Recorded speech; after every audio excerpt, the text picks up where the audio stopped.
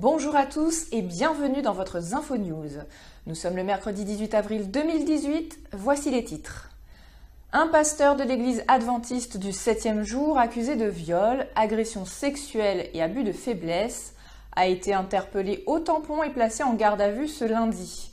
Si elles sont une dizaine de femmes à soutenir qu'il a profité de ses fonctions pour abuser d'elles, le mis en cause affirme que ces accusations relèvent d'un complot sur fond de conflit avec sa hiérarchie.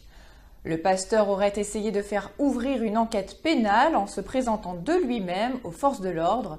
Selon ses dires, il n'aurait pas réussi à être entendu, les agissements n'ayant pas été dénoncés. Si la commission d'enquête avait finalement conclu à l'absence de preuves, la fédération avait néanmoins choisi de l'évincer, reprochant des relations extra-conjugales proscrites par le règlement.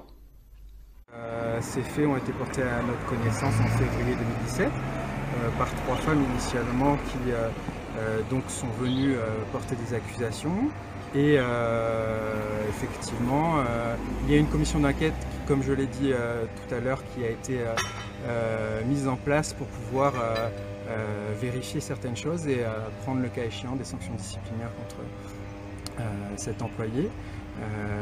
Donc il n'appartient pas à la fédération de se substituer à la justice dans le cas de ces accusations-là. Il est vrai que pour notre part, nous n'avons pas porté les faits à connaissance de la justice et ça peut nous être reproché. La question elle est complexe. À l'époque, en tout cas, il nous apparaissait que ces femmes étaient dans un état de fragilité qui était délicat à gérer, et d'elle-même, elle n'avait pas ce désir d'aller porter plainte et de nous voir porter plainte pour elle.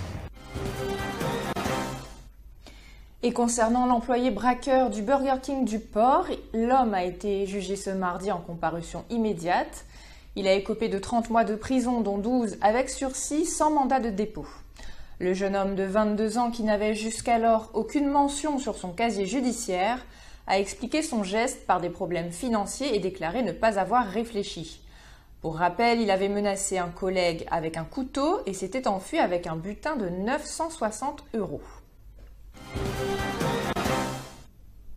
Suite à l'épidémie de dengue en cours, l'ARS a mis en place une procédure afin d'éviter la contamination des touristes et afin d'éviter également d'étendre la propagation du virus au territoire d'origine de ces derniers lorsqu'ils rentrent de leurs vacances.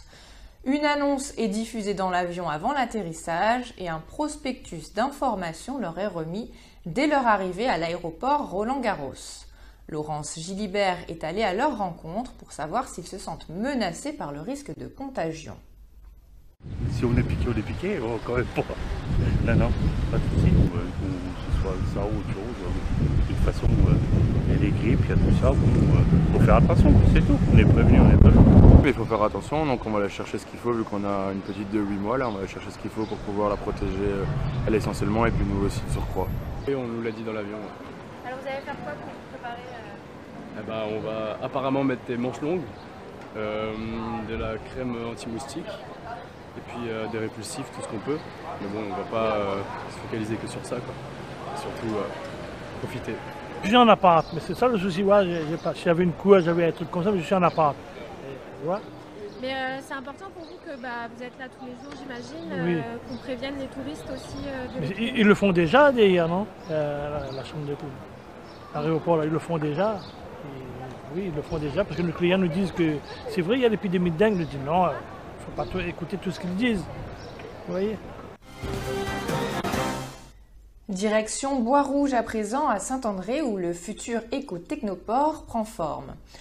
Ce mardi, à l'occasion de la venue de Jean-Pierre Mascarelli, président de la fondation Sophia Antipolis, la CIREST et la mairie de Saint-André, accompagnés par le département et la région, ont signé une convention de partenariat avec la Technopole des Alpes-Maritimes, une première en Europe. Cet accord porte sur le développement de l'innovation, du numérique et de la recherche-développement. Cette signature permettra donc à la micro-région Est de bénéficier de l'expertise de la Fondation Sophia Antipolis, référence mondiale en matière d'innovation. Samuel Hirlepen s'est rendu sur place. Vous avez vu que les Chinois sont en train de faire la route de la soie.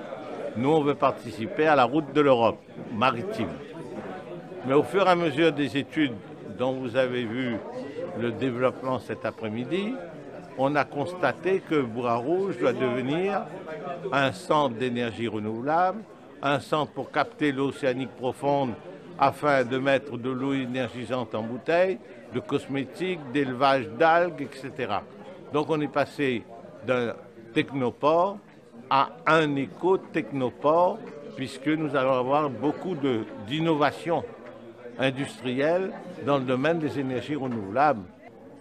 Que Sophia Antipolis, son conseil d'administration, ait approuvé la convention qu'on a signée cet après-midi, ça prouve qu'ils ont confiance dans notre projet.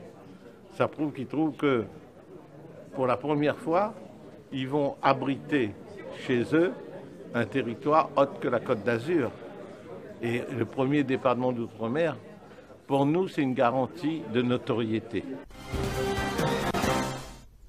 Le premier fort épisode de houle australe de l'année concerne actuellement les côtes ouest et sud de l'île, avec des vagues qui pourront atteindre le seuil de 4 mètres en cours d'après-midi et un pic de 4,50 mètres à 5 mètres en hauteur moyenne en cours de nuit prochaine.